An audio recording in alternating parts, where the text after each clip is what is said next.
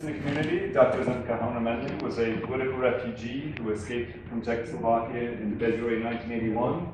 He spent 3 months in a refugee camp in Austria near Vienna and arrived in New York City in May 1981 with one suitcase, one dress, and one husband. Zdenka Hauner-Manley, please.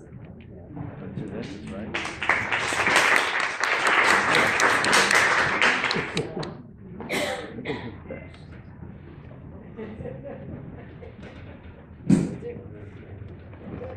Hello, I am glad to be here.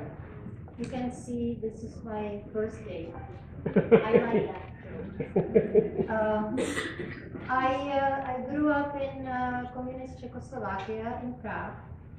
I realized that there was political censorship, cultural censorship, news censorship, and at the end of the day, I realized I was censoring my own brain, and I realized that that was not to be. I have some pictures. So this is first grade artwork. You can see there was the adoration of the Soviet Union with the red star and flag, and everything was pre-arranged, and you just filled in the colors so you feel happy. And so. Sorry, I get my artist jeans. So that was basically how the young years went. This is induction to be a pioneer. You can see Mr. Lenin looking on, how everybody happy was, because we were just so happy to celebrate Mr. Lenin. So I figured out very early that that was not the way to be, but I didn't know the other side. So during the medical school, I was able to travel because I took the time and opportunity to educate myself about the West, that it's not a strange country, that people are the same. When you stay as a medical student in the youth hostel with other young people from Europe, you realize you are the same, that they're lying to you, that the people from the West are bad and they don't have morals, they don't have ethics. And so when I finished medical school, I was single, and I realized I have to leave. And I had a plan that I would go to Germany, and my German was pretty good, and I felt being a dentist it would be a good start there because it was a big community. But at that point, I met George Hauner, and he was very interested.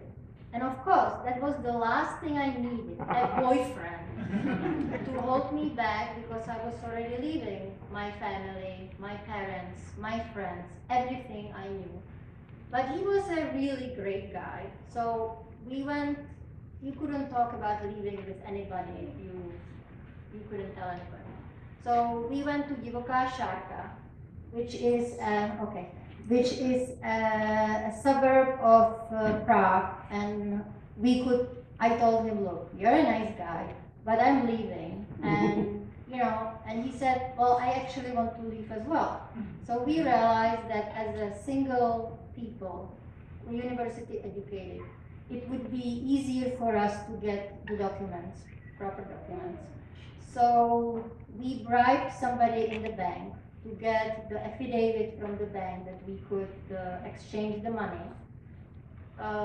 With that, we went to different parts of Prague to get the výjezdní doložka. Oh, this is the back of the photograph. My friends from the pioneer induction. That's great. This is me, a medical school. We had a good time, a lot of beer. This is the young doctor who was ready to spread her wings and go. This is, so we started to date with George Hauner and plan the escape. So this is our date, another party, another beer. And then this is my výjezdní doložka. You can see that this is the date of the departure and date of the arrival back to Czechoslovakia is empty, which is a good thing at this point. So I had my paperwork in my maiden name, and George had his own paperwork. Now we needed a wedding, right? We wanted to get married because we knew that in the refugee camp they would separate us, so we needed to go through the same channel. And so we got married. So you can, another picture? Now there's another, well, okay. Yeah, we'll go back. Yeah, if you can go back, there is the wedding, we need a wedding picture. I mean, really. Okay, another one Go back? back. I go Go back. all forward. You're going forward. Okay, so there is one missing. Doesn't matter. It was a great wedding. I looked really good. And George Hauner is a very dashing guy too, so we looked really good. And after that, in 3 days, we went to the airport and flew to Vienna. We didn't talk to each other at the airport. We pretended we didn't belong together. We put our wedding rings into the pockets, and I only told my mother that I was leaving, so my mother was there, but we didn't talk. We just exchanged the sight. And my mother told me before, I would never see you again, my little girl. And I said, no, you will.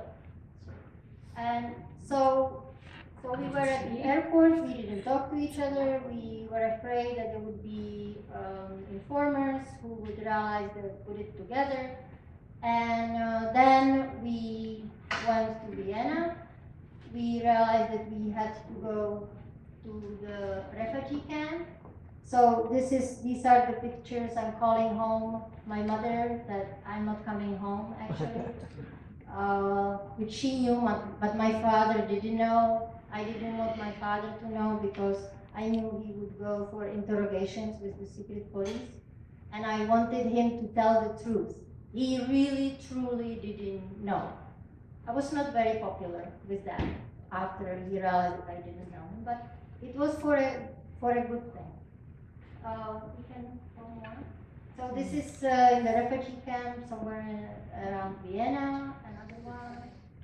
And so then we, thanks to American Fund for Czechoslovak Refugees, they organized the paperwork and political asylum to the United States.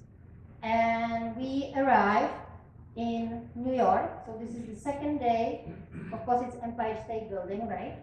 So second day in New York City, and we realized that that's the city for us because we were from Prague, so 1 million inhabitants or 14 million inhabitants. Okay. Still a city, and this is the second day in the city. I'm already doing the Pepsi commercial. And then we got jobs thanks to friends of friends of friends. They let us stay with them. And I got a job as a dental assistant, and George got a job as a draftsman. And life started thanks to people who helped us and some kind of divine intervention. And this is our first apartment 3 months later, completely empty. We had no furniture, we had one piece of luggage. We found somewhere an armchair, and life started to go. And this is the final picture. This is the American Gothic, the Czech way. Thank you.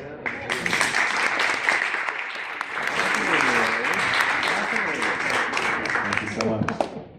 Our next speaker